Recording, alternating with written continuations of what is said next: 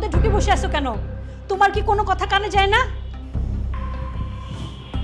ঘরে বসে থাকবো না তো কি করবো? তুমি চাইলে বলো, তাহলে রাস্তা দিয়ে দাঁড়িয়ে থাকি। তুমি রাস্তায় যাবে কেন? তুমি তো আমারই রাস্তায় যাওয়ার ব্যবস্থা করতেছো। আমার উপর তুমি রাগ দেখিও না। আমি তোমাকে রাস্তায় পাঠানোর কোনো কাজ করতেছি না। তোমার ছেলে বিয়ে করে বউ নিয়ে ঘরে উঠেছে, আর তুমি হাত পা গুটায় বসে আছো।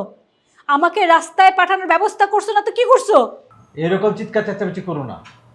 না, আমি চিৎকার চেঁচামেচি করবো না তো। আমার ছেলে আজকে বিয়ে করছে, আমার তো আজকে মহা খুশির দিন।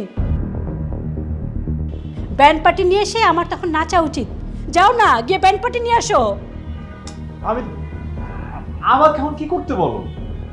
তুমি যাও, গিয়ে ওদের বাড়ি থেকে বের করে দাও। আমি ওদের মুখ দেখতে চাই না। আরে এটা কি কথা? এটা হয় নাকি? না, হয় না। আর যাকে তাকে বাড়িতে নিয়ে এসে উঠবে সেটা খুব হয়, তাই না? আরে বাবা, যাকে তাকে বিয়ে করে আনবে কেন? দেখে শুনে নিশ্চয়ই বিয়ে করেছে। কি যে দেখে শুনে বিয়ে করেছে? একটা বেয়াদব মেয়েকে বিয়ে করে এনেছে। তার সামনে নাকি আমার ছেলেকে কিচ্ছু বলা যাবে না। বাড়িতে আসতে না আসতে সে আমার মুখে মুখে কথা বলে, বলে আমি নাকি আমার ছেলেকে তার সামনে কিছু বলতে পারবো না। আরে তোকে আর কে বলে এই বাড়িতে থাকতে? যা না, যা, যেখানে খুশি সেখানে যা। এই বাড়িতে কে থাকতে বলছে তোকে? আবার বলে ছেলে দেখে শুনে বিয়ে করছে। আমার তো মনে হচ্ছে এই বিয়ে সম্বন্ধে তুমি আগে থেকে সবকিছু জানো, এই জন্যই তুমি হাত পা গুটায় বসে আছো। আরে এই ভিতরে আমাকে জড়াচ্ছ কেন তুমি? জড়াচ্ছি না, আমি শিওর তুমি এই বিয়ের বিষয়ে আগে থেকে সবকিছু জানো, না হলে এইভাবে ঘরের মধ্যে ঘাপটি দিয়ে বসে থাকতে না। দেখো, এসব উল্টাপাল্টা কথাবার্তা চিৎকার চেঁচামেচি করে কোনো সমাধান হবে না। একটু বসো, ঠান্ডা মাথায় বসে দেখে কোন সমাধান করা যায় কি।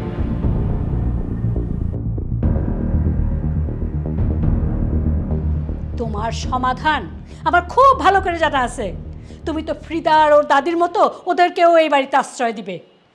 কিসের সাথে কি যে বলো না? এটা তো সাব্বিরের বাসা। সাব্বির তো তোমার সঙ্গে ঝগড়া করে যে সে হলে গেছিল। ব্যাস, তাহলে তো সব সমাধান হয়েই গেল। আমার ছেলে মেয়ে একটাকেও আমি মানুষের মতো মানুষ করতে পারলাম না। মেয়েটা তো প্রেম করে এক ভাদাইম্মার সাথে, আর ছেলেটা কোত্থেকে একটা বেয়াদব মেয়েকে বিয়ে করে আছে, আর উনি ঘরে বসে বসে ওদের পক্ষ হয়ে ছাপাই গেছে। এই শুরু হয়ে গেল কান্নাকাটি, অসহ্য। কান্নাকাটির দেখছোটা কি? হ্যাঁ, আমার এদিক দিয়ে সর্বনাশ হয়ে যাচ্ছে। ওই বেয়াদব মেয়ে বলে কি না আমি দজ্জাল, আমি তো কাঁদবো, আমি আরো কাঁদবো।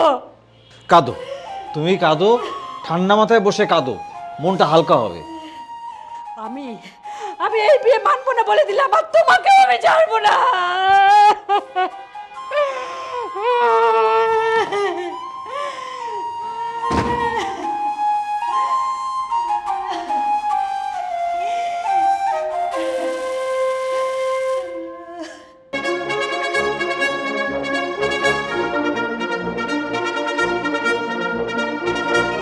কি একটা অবস্থা দুলাভাই বলেন তো।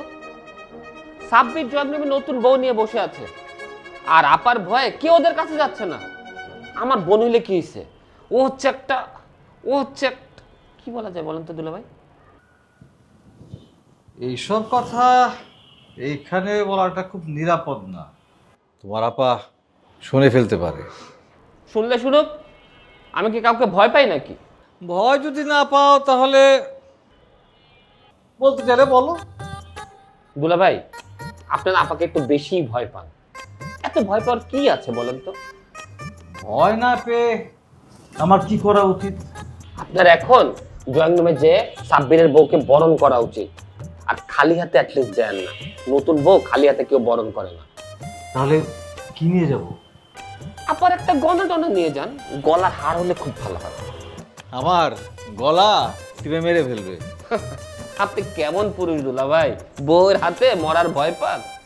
বিয়ে তো করো নাই, বউয়ের জ্বালা বুঝবে কি করে? দুলাভাই, আমার বউ হইলে এইসব কোনো পাত্তাই পাইতো না, সারাক্ষণ দৌড়ের উপর রাখতাম। পুরুষ মানুষ হবে পুরুষ মানুষের মতো, বউকে এত ভয় পাইলে চলে? আর আমার ছেলে যদি বিয়ে করে আসতো, আমি তো সাদরেই গ্রহণ করে নিতাম।